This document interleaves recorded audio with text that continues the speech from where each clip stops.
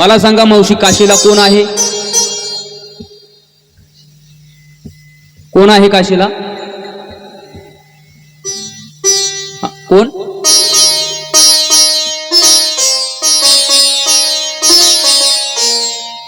ध्यानात नाही राहिलं, लय दिवस झाले म्हणतात, जाऊ द्या. काशीला काशी विश्वेश्वर भगवान आहे, बरोबर. मला सांगा काशीला गेल्याने काय मिळतंय माहितीये का? फक्त जाऊन आलात ना. काशीला गेल्याने काय मिळतंय? मोक्ष मिळतोय, बरोबर. ज्ञानोबा बोलले ना, मी नाही मोक्ष देवोनी उदार, काशी होय कीर, बरी वेचावे लागे शरीर तिये गावी. काशीला गेल्याने मोक्ष मिळतोय, पण नुसता गेल्याने मोक्ष नाही मिळत. मग मरावं लागतं तेव्हा मोक्ष मिळतोय. पण तुम्ही तर चुलीसाठी लाटणं पोळपूट पण घेऊन आलात, बरोबर आहे का नाही? नातवासाठी ट्रॅक्टर पण घेऊन आलात. मग तुम्ही काशीला गेले होते, मरायला गेले नाही, मोक्ष मिळवण्याकरता गेले नाही. मग तुम्ही फक्त दर्शनाकरिता गेले होते. पण महाराज तुकोबाराय म्हणतायत की तुम्हाला काशीला जाऊन मरून मोक्ष मिळवण्यापेक्षा तुम्ही तुमच्या आई वडिलांची सेवा करा, तुम्हाला जिवंतपणे मोक्ष मिळाल्याशिवाय राहणार नाही. हे मी नाही, तुकोबाराय बोलले. माय बाप केवळ काशी, माय बाप केवळ काशी, माय बाप केवळ काशी, माय बाप केवळ काशी, माय बाप केवळ काशी, माय बाप केवळ काशी, माय बाप केवळ काशी, माय बाप केवळ काशी. न जावे तीर्थाची, न जावे तीर्थाची, न जावे तीर्थाची, न जावे तीर्थाची. पुंडलिक काय केले, पुंडलिक काय केले, पुंडलिक काय केले, परब्रह्म गेले.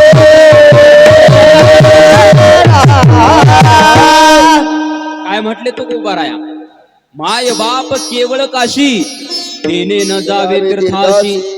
पुंडलिके काय केले आणि परब्रह्म उभे ठेले. पुंडलिकाने काय केलं?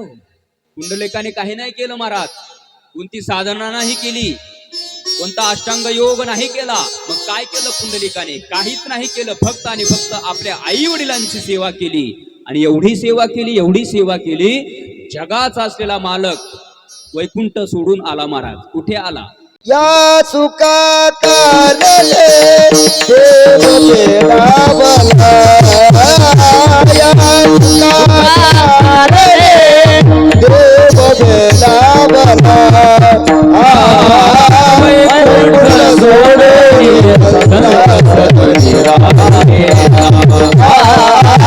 वैकुंठ सोडून संत सदनी राहिला, राहिला. ज्या सुखा कारणे देव वेडा बला हो, वैकुंठ सोडून संत सदनी राहिला. वैकुंठ सोडून दिलं ना महाराज. आणि कुठे आला? पुंडलिका आला भेटावया. पुंडलिकाला भेटण्याकरता आला आणि आवाज दिला, हे पुंडलिका, अरे करतुम अन्यथा करतुम शक्तिशाली असलेला जो भगवान ज्याला म्हणतात ना, जैसा का सर्वेश रूप पाहिजे तो निर्व्यापार उपरी, तोच विस्तारू त्रिभुवनाचा संपूर्ण विश्वाचा चालक मालक असलेला ज्याला देव असं म्हणतायत ना, तो देव मी तुझ्या समोर उभा आहे. पुंडलिकाने सांगितलं, तू देव तुझ्या घरचा, मी तुला ओळखत नाही. विळोबारा सुद्धा म्हटले ना, देवा मी तुला ओळखत नाही. त्याप्रमाणे पुंडलिकरायाने सांगितलं, देवा मी तुला ओळखत नाही. माझ्यासाठी सगळ्यात मोठा देव कोण असेल ना, तर माझे माता पिता आहे. आणि माझ्या माता पित्यांची सेवा मी करतोय. मला तुझ्याकडे बघायला, तुला पाहुणचार करण्याला मला वेळ नाही. देवाने सांगितलं, पुंडलिका अरे बाबा तुझी सेवा होईपर्यंत मी थांबतो, पण काहीतरी पाहुणा आल्यानंतर आपण काय करतो? त्यांना आपल्या घरी पाहुणा आला बाबा तर आपण काय करतो? बसायला टाकतो. त्याप्रमाणे देवाने सांगितलं, मला काहीतरी बसण्याकरता आसन वगैरे देशील की नाही? पुंडलिकाने सांगितलं, माझ्याजवळ तर काहीच नाही. जवळ वीट होती, भिरकवली आणि सांगितलं, या विटेवरती उभा राहा देवा. आणि तो भगवान परमात्मा जगाचा मालक असलेला तो परमात्मा त्या विटेवरती उभा राहिला. किती दिवस? दिवस नाही, महिने नाही, मग युगे 28 विटेवरी उभा. विटेवरी उभा. जगाचा असलेला मालक तो भगवान परमात्मा विटेवर उभा राहिला. का उभा राहिला? तर मात्या पित्याच्या सेवेत तिची ही ताकद आहे की जगाच्या मालकाला विटेवरती उभं करण्याची ताकद कशामध्ये असेल तर ती माता पित्याच्या सेवेमध्ये आहे. म्हणून आहे तोपर्यंत आई वडिलांची सेवा करणं आणि गेल्यानंतर ज्ञानदानाच्या किंवा अन्नदानाच्या माध्यमातून त्यांची सेवा करणं हे प्रत्येक मुलाचं कर्तव्य आहे महाराज. कारण प्रामुख्याने आपल्यावर तिघांचे उपकार आहेत. कोणत्या कोणत्या तिघांचे? पहिले उपकार आहे देवाचे, दुसरे उपकार आहे संतांचे आणि तिसरे उपकार आहे आई वडिलांचे. या तिघांच्या उपकारातून आपण काहीही करा, उतराई होऊ शकणार नाही. मग होणारच नाही का? होता येतय, फक्त आपण तो प्रयत्न केला पाहिजे. मग आता या तिघांचे आपल्यावर काय उपकार आहे तर बघा, देवाचे आपल्यावर उपकार आहे. काय उपकार आहे देवाचे? देवाने आम्हाला हे दिलंय. कसं दिलंय? जेने हा जीव दिला. दान. दान म्हणजे काय? दान म्हणजे फुकट, बरोबर. आणि दादा, फुकटची किंमत कळत, ही वस्तुस्थिती आहे, हा सृष्टीचा नियमच आहे. काय? फुकटची किंमत कळत नाही, बरोबर आहे की नाही? आणि जर कळाली असती तर लोकांनी त्या देवाचे उपकार मानले असते. देवाने हे फुकट दिले ना. बर काय काय दिलंय? दिले इंद्रिय, हातपाय कान, डोळा, मुख, बोलाया वचन. हात दिले. कशासाठी दिले हो? ज्याची खावी पोळी त्याची वाजवावी टाळी, बरोबर. हे फक्त आपण पाठ केलंय. पोळी म्हणजे हा नरदेह फुकट दिलाय, अनमोल किमतीचा आहे. किती अनमोल किमतीचा आहे? मनुष्य जन्म अनमोल रे, मिट्टी में मत घोल रे, अब तो मिला है फिर न मिलेगा, कभी नहीं कभी नहीं रे, अब तो मिला है फिर न मिलेगा, कभी नहीं रे.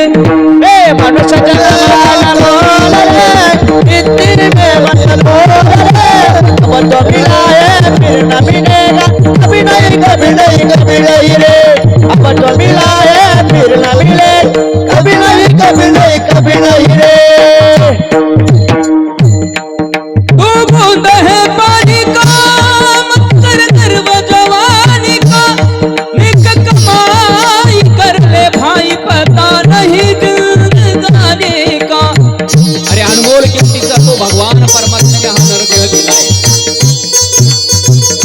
आणि विशेष म्हणजे या भारत देशामध्ये आपल्याला मिळालाय. भारत हा संस्कृती प्रधान असलेला देश आहे. इतर देशामध्ये जर तुम्ही गेलात ना, देव धर्म अजिबात नाही. पण हा भारत देश असा आहे, त्या देशाचं नाथ महाराज वर्णन करतात. महाराज भरत खंडे नरदेह प्राप्ती, हे तो परमभाग्याची संपत्ती. या पवित्र अशा देशामध्ये, महाराष्ट्रासारख्या राज्यामध्ये, अहिल्यानगर जिल्ह्यामध्ये, संगमनेर तालुक्यामध्ये आपल्याला हा नरदेह मिळाला आहे.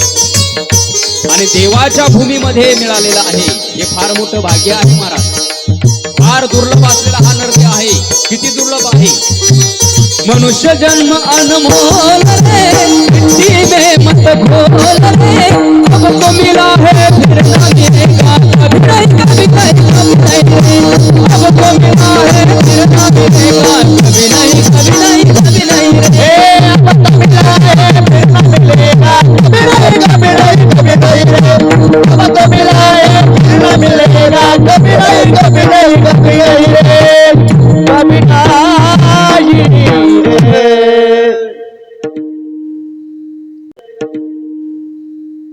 तू बूंद है पानी का, मत कर गर्व जवानी का, नेक कमाई कर ले भाई, पता नहीं जिंदगानी का. मीठा सबसे बोल रे, मिट्टी में ना रोल रे, अब तो मिला है फिर ना मिलेगा, कभी नहीं रे. अरे एकदाच मिळत महाराज, पुन्हा पुन्हा मिळत नाही. सर्व योन्या किती आहेत? 84 लाख योन्या आहेत. पण या 84 लाख योन्यांपैकी 83,99,999 योन्या या कशा आहेत? भोग प्रधान आहे महाराज. पाप पुण्य त्यांना कळत नाही ना महाराज. पशु काय पाप पुण्य हे जाणते आणि उत्तम मध्यम भोग भोगिती किंवा आहार निद्रा भय मैथून सर्व योनीशी समसमान.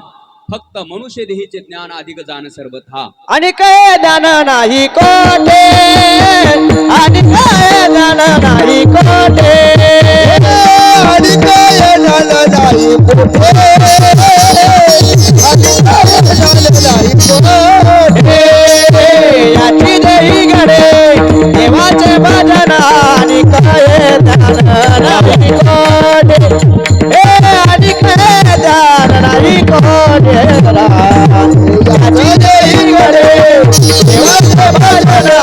काय ज्ञान नाही कोठे. याची देही घडे देवाचे भजन आणि हे ज्ञान नाही कोठे. किंवा याची देही याची डोळा भोगू मुक्तीचा सोहळा. याच देहाने परमार्थ करता येतोय ना महाराज. चांगलं वाईट देव धर्म हे फक्त माणसालाच कळतंय, जनावरांना कळतंय का? आणि जर कळालं असतं मामा तर इथं माणसा नावाची कोण आलं असतं? जनावर आले असते. पण बैलांना परमार्थ कळत नाही. बैल देवाचं दर्शन घेत कोण? बैल. मंदिरात जात कोण? बैल. मंदिरात जात फक्त 4 पायाची. गैरसमज करू नका. परमार्थ करण्याचं ज्ञान फक्त माणसालाच आहे महाराज. याची देही घडे देवाचे भजन. अरे 83,99,999 योन्या या भोग प्रधान आहे. फक्त आणि फक्त एक मनुष्य योनी त्या ठिकाणी ज्ञान प्रधान आहे. असा हा नरदेह दुर्लभ असलेला नरदेह. महाराजांनी तर म्हटली नरदेह दुर्लभ दाना, नरदेह दुर्लभ दाना, शतवर्षाची गणना, शतवर्षाची गणना, त्यामध्ये दुःख यातना, यामध्ये दुःख यातना. उभे आठवा मधुसूदना, वासुदेव उभे वासुदेव वासुदेव म्हणा. त्यामध्ये दुःख यातना,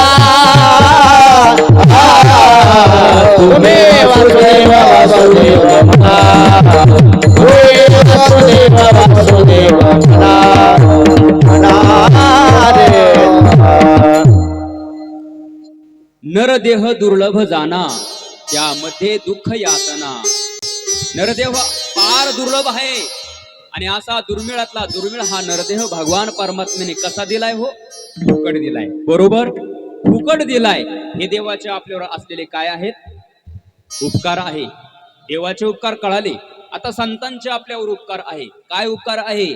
तर ज्या देवाने हा नरदेह फुकट असलेला हा नरदेह, अनमोल किमतीचा हा नरदेह तुम्हा आम्हाला दिलाय, तो कशासाठी दिलाय हे सांगण्याकरता संत महात्मे आले.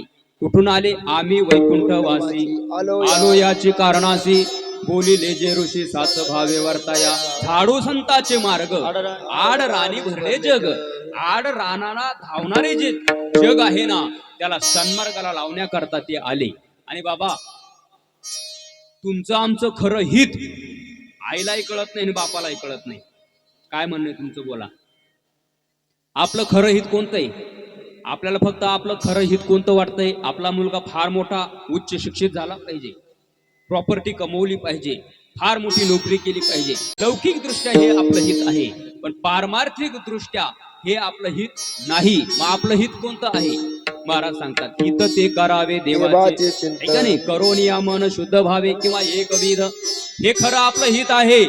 पण हे हित कोणत्या आईला आणि कोणत्या बापाला वाटतंय? सांगा मला. सांगा, कोणत्या आई बापांना असं वाटतं की यांनी सगळा प्रपंच सोडून दिला पाहिजे आणि गेला पाहिजे हिमालयामध्ये, साधू झाला पाहिजे आणि आपल्या 42 कुळांचा उद्धार केला पाहिजे?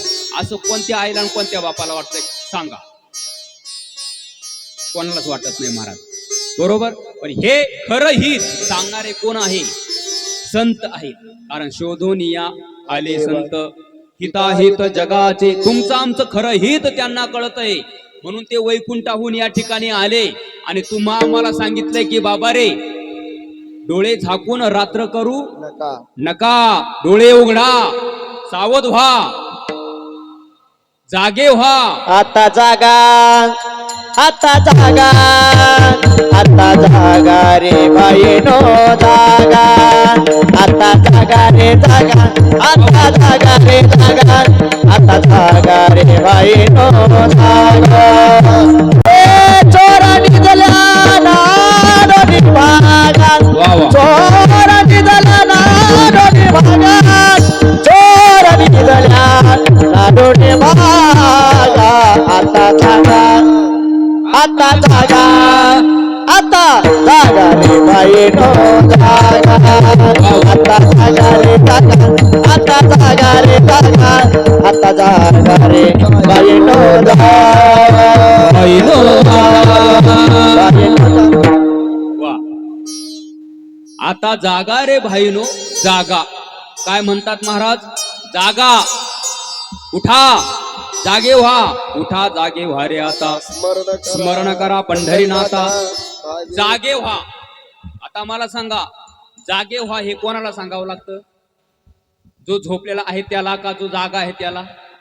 मग मला सांगा, आपण जागे आहोत का झोपलेले आहोत? हा ते महाराज लोक म्हणतील महाराज तुमच्या काय डोक्यावर परिणाम झाला काय? हा एवढे टुळू आम्ही तुमच्याकडे पाहतो, तुम्ही म्हणतात का जागे का झोपलेले? पण महाराज आपण बाहेरून जागे आहोत हो, आतून मात्र झोपलेले आहोत.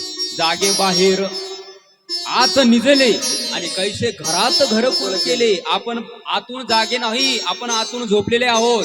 असा जो आतून झोपलेला आहे ना, आध्यात्मिक दृष्टीने पारमार्थिक दृष्टीने जो झोपलेला आहे ना, त्याला संत महात्मे जाग करतायत, सावध करतायत. आणि सावध करून काय करायला सांगितले?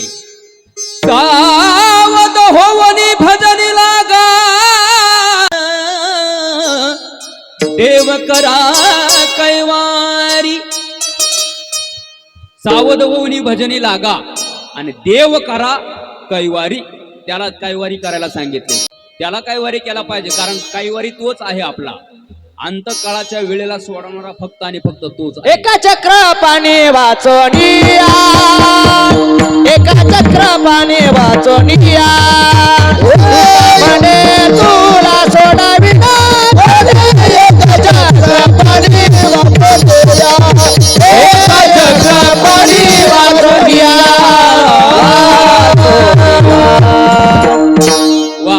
एका चक्र पाणी वाचून या सोडवणारा अंतकाळाच्या वेळेला. कारण अंतकाळीचा सोयरा आणि तुका म्हणे विठुदारा, अंतकाळाच्या वेळेला सोडवणारा फक्त तोच आहे. म्हणून त्याला काही वरी केला पाहिजे. पण आपण कोणाला काही वरी करतो, कोणालाही करतो, मला तिकडे जायचं नाही, पण त्याला काही वरी केला पाहिजे. म्हणून संत महात्म्याने पदोपदी जागोजागी वेळोवेळा उठा जागे व्हारे आता, आता तरी पुढे आची उपदेश नका करुणाश आयुष्याचा. पाया पडून सांगितलंय हो महाराज.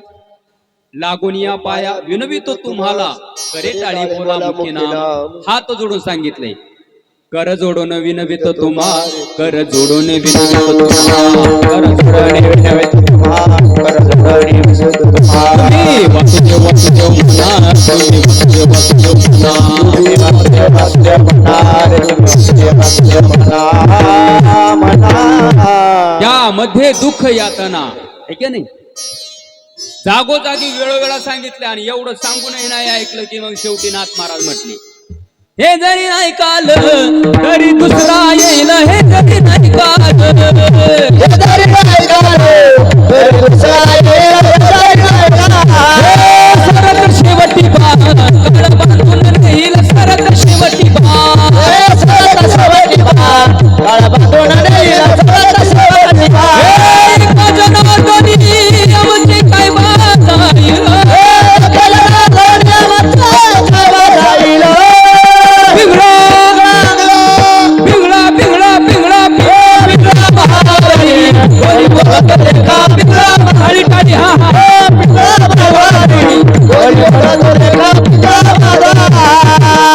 वाघ्या शुभम वाघ्या अहम वाघ्या सोहम वाघ्या प्रेम नगरावारे सावध होणी भजने लागा देव करा दैवारी माझ्या मल्हारीची माझ्या मल्हारीची मल्हारीची माझ्या मल्हारीची वारी मल्हारीची वारी मल्हारीची वारी मल्हारीची वारी दाताचं दातवन घ्या कोणी दातवन घ्या कोणी कुंकू घ्या कोणी काळामध्ये कुंकू घ्या कोणी काळामध्ये कुंकू घ्या कोणी काळामध्ये कुंकू घ्या कोणी काळामध्ये कुंकू घ्या कोणी काळामध्ये कुंकू घ्या कोणी काळामध्ये कुंकू घ्या कोणी काळामध्ये कुंकू घ्या कोणी काळामध्ये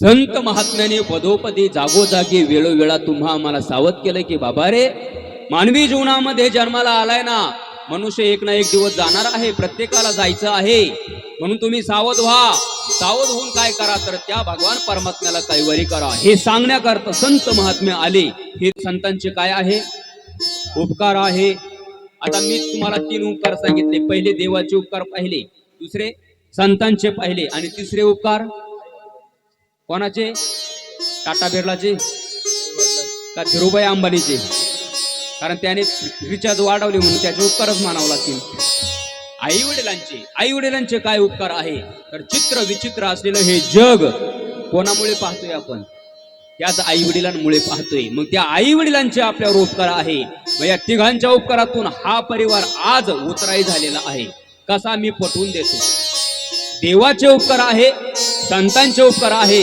आणि आई वडिलांचे उपकार आहे मग या तिघांच्याही उपकारातून खऱ्या अर्थाने आज हा परिवार उतराई झालेला आहे कसं काय तर ऐका देवाचे आपल्यावर पहिले उपकार आहे मग देवाच्या उपकारातून हा परिवार कसा उतराई झाला मला सांगा देवाला काय आवडतंय हो प्रामुख्याने युग किती आहेत युग 4 कोणते कोणते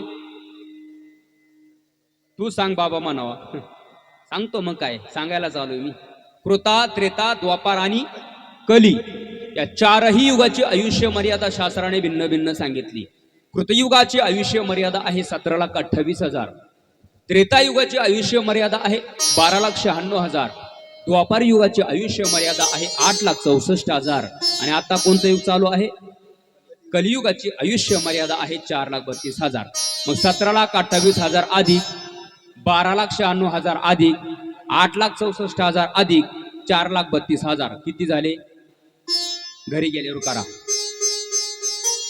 बरोबर या 4ही युगाची आयुष्य मर्यादा सांगितली मग त्या युगामध्ये त्या साधनेद्वारा भगवंताची प्राप्ती सांगितली हृदयाध्यायतो विष्णू त्रेतायाम यजतो मखै द्वापारे परिचर्यायाम कलौतद हरि कीर्तनात श्रीमद भागवत कथा सांगते कृतयध्यायतो विष्णू कृतयुगामध्ये भगवंताची जर प्राप्ती करायची असेल तर तुम्हाला काय करावं लागेल त्याचं ध्यान करावं लागेल म्हणून तुम्ही बघा पूर्वी ऋषीमुनी हिमालयामध्ये जायचे आणि ध्यान करायचे किती वर्षाचं आयुष्य होतं कृतयुगामध्ये माणसाला 1,00,000 वर्षाचं आयुष्य होतं किती 1,00,000 वर्षाचं त्रेतायुगामध्ये 1 शून्य कमी झाला 1,00,000चा किती राहिले 1,00,000चा 1 शून्य पुसा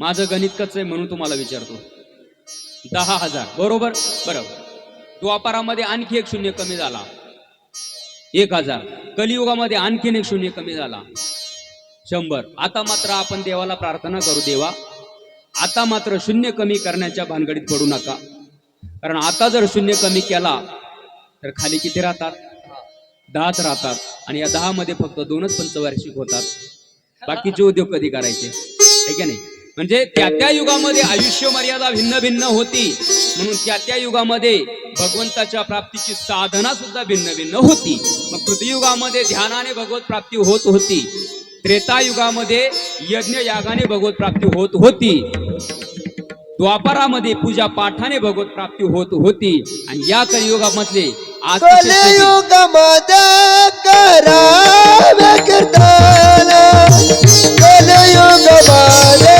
करावे कीर्तन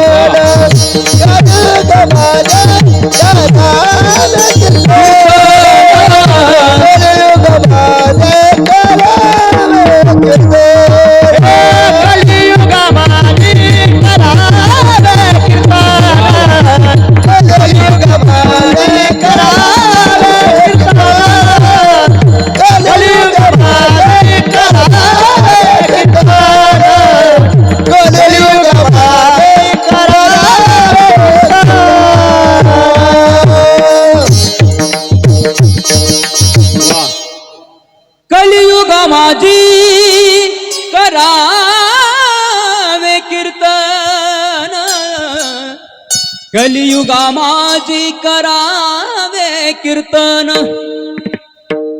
तेने नारायण देईल भेटी तेने नारायण देईल भेटी कलियुगा माझी करावे कीर्तन आणि तेने नारायण देईल भेटी. या कलियुगामध्ये अतिशय सोपं साधन आहे. मग आज खऱ्या अर्थाने देवाच्या उपकारातून हा परिवार उतराय झालेला आहे. कारण देवाला काय आवडतंय? आवडे देवासी तो ऐका प्रकार किंवा ऐका तो प्रकार नामाचा उच्चार रात्रंदिवस. आज या ठिकाणी या परिवाराने काय केलेलं आहे? या नामसंकीर्तन सोहळा या ठिकाणी आयोजित केलेला आहे. मग देवाला आवडणारी गोष्ट जर या परिवाराने केलेली असेल तर देवाच्या उपकारातून हा परिवार उतराय झालेला आहे. आता दुसरे उपकार कोणाचे? संतांचे. संतांच्या उपकारातून हा परिवार कसा उतराय झाला? तर संतांच्या श्रीमुखारविंदातून जे काही शब्द बाहेर पडलेत ना त्याचं आपण काय करतोय? चिंतन करतोय आणि श्रवण करतोय. कारण श्रवणाचे मी सेवाईसावे येवनी साम्राज्य भुवनी सुखी नांदे. श्रवण भक्ती फार श्रेष्ठ आहे. आपण या ठिकाणी श्रवण भक्ती करत आहोत. मग संतांच्या उपकारातून हा परिवार उतराई झालेला आहे आणि आई वडिलांच्याही उपकारातून हा परिवार उतराई झालेला आहे. मग बाबांच्या उपकारातून हा परिवार उतराई या ठिकाणी झालेला आहे. कसा काय? या कलियुगामध्ये देवाला आवडणारं नामस्मरण आहे. मग इथं काय करतोय आपण? नामस्मरण करतोय आणि नामस्मरणाने या कलियुगामध्ये काय प्राप्त होतंय? नामस्मरण केल्यानंतर काय प्राप्त होतं? पुण्य प्राप्त होते. बरोबर? हरिमुखे म्हणा आणि पुण्याची गणना कोण करी. बरोबर आहे का नाही? एवढं पुण्य प्राप्त होते. मग आज या नामसंकीर्तनातून या सोहळ्यातून खऱ्या अर्थाने पुण्य प्राप्त होणार आहे आणि ते सर्वच्या सर्व पुण्य बाबांच्या पुण्य साठ्यामध्ये जाऊन पडणार आहे. आणि पुण्य त्यांच्या साठ्यामध्ये पडल्यानंतर त्यांचा जो काही वरचा प्रवास आहे ना तर त्यांचा प्रवास सुखरूप होतो. कसा होतो? पूर्वजा वैकुंठ मार्ग सोपा पूर्वजा वैकुंठ मार्ग सोपा पूर्वजा वैकुंठ मार्ग सोपा पूर्वजा वैकुंठ. ज्ञानोबा म्हणले ज्ञानदेवा सांग झाला हरिपाठ आणि पूर्वजा वैकुंठ मार्ग सोपा. आज खऱ्या अर्थाने हे जे पुण्य प्राप्त झालेलं आहे ना ते सर्वच्या सर्व पुण्य बाबांच्या पुण्य साठ्यामध्ये जाऊन पडलेला आहे आणि त्यांच्या पुण्य साठ्यामध्ये पडल्यानंतर हा परिवार या तिघांच्याही उपकारातून उतराई झालेला आहे. यामध्ये तीळ मात्र शंका नाहीये. आई वडिलांच्या हयात असताना आई वडिलांच्या उपकारातून उतराई होणं आणि गेल्यानंतर या माध्यमातून त्यांची सेवा करणं हे प्रत्येक मुलाचं कर्तव्य आहे. इथं जाण्याकरता प्रत्येक जण आलेला आहे. इथं राहण्याकरता कोणी आलेला नाही. ज्याचा ज्याचा जन्म झाला त्याला मरण आढळ आहे. जन्मे आलं बाळ त्याची वाट पाये त्याची वाट पाये त्याची वाट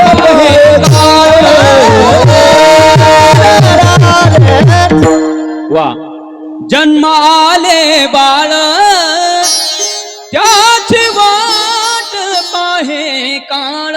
अरे ज्याचा ज्याचा जन्म झाला ना त्याला मरण आठळ आहे. महाराज भगवान परमात्मा अर्जुनाला सांगत असताना म्हणतात की हे अर्जुना अरे जातस्य ही ध्रुव मृत्यूर ध्रुवम जन्म मृतस्य च तस्माद परिहर्यर्थे नत्वं शोचितुम रहसे. तेव्हा त्याच श्लोकाखाली ज्ञानोबा बोले उपजेते नासे नाशिले ते पुनरपी दिसे आणि हे घटिका यंत्र जैसे परिभ्रमिका किंवा देहाच्या गावा आलिया जन्म मृत्यूच्या सोहळिया ना म्हणू नये धनंजयाजी परी किंवा उपजलिया पिंडा मरण सांगा. ते ज्याचा ज्याचा जन्म झाला त्याला मरण आठळ आहे. मग जन्म आपल्या हातात आहे का? बोला. जन्म आपल्या हातात नाहीये. मरण तरी आपल्या हातात आहे का? मरण हे आपल्या हातात नाहीये. मग आपल्या हातात काय आहे? काय आपल्या हातात? बोला. हा जन्म आणि मरणाच्या मधला जो काळ आहे ना आजी तो मात्र आपल्या हातामध्ये आहे. आणि जर तो काळ नामस्मरणामध्ये भगवत चिंतनामध्ये जर घातला काळ सारा वाचिंतनी एकांत वाची गंगा स्नानी हे देवाच्या पूजनी दक्षिणा तुळशीला आयुक्त विहार हार देवाचे सार वा काळ सारावा चिंतने एकांतवासी गंगा स्नाने देवाच्या पूजने प्रदक्षिणा तुळशीच्या मधला जो काळ आहे ना तो आपण भगवत चिंतनामध्ये जर घातला तर आपली कीर्ती पाठीमागे आजरामर राहते महाराज. कारण मनुष्य हा देहाने जातो बरोबर, मनुष्य हा देहाने जातो पण कर्माने पाठीमागे जिवंत राहत असतो महाराज. कारण तुम्ही बघा माऊली महावैष्णव ज्ञानोबारायांना संजीवनी समाधी घेऊन आज 700-750 वर्ष झाले. आजही खऱ्या अर्थाने ज्ञानोबारायांच्या नामाचा जयघोष आपण मोठ्या आनंदाने करतोय. जगद्गुरु तुकोबारायांचं वैकुंठ गमन होऊन 400-450 वर्ष उलटून गेले. आजही खऱ्या अर्थाने त्यांच्या नामाचा जयघोष आपण करतोय. संत श्रेष्ठ भगवान बाबांना जाऊन कितीतरी वर्ष झाले. आजही खऱ्या अर्थाने त्यांच्या नामाचा जयघोष आपण करतोय. छत्रपती शिवाजी महाराज असेल, छत्रपती संभाजी महाराज असेल, राजमाता पुण्यश्लोक अहिल्यादेवी असेल, हे संत महापुरुष आपल्यातून जाऊन कितीतरी वर्ष गेले, कितीतरी वर्ष लोटले, पण आजही खऱ्या अर्थाने त्यांच्या पुण्यतिथीच्या सोहळ्याच्या निमित्ताने आपण त्यांचा जयघोष करतोय. का? कारण मनुष्य हा देहरूपाने जातो पण कर्मरूपाने पाठीमागे जिवंत राहत असतोय. 1 वर्षापूर्वी आपल्यातून बाबा देहरूपाने गेले पण कीर्ती रूपाने मात्र त्या ठिकाणी जिवंत आहे. म्हणून मनुष्याने जीवन जगत असताना देहाने जरी गेलो तरी पण कर्माने पाठीमागे जिवंत राहिलं पाहिजे आणि उत्तम कीर्ती पाठीमागे राहिली पाहिजे. तुका मानये कमरनेची सर तुका वारये कमरनेची सर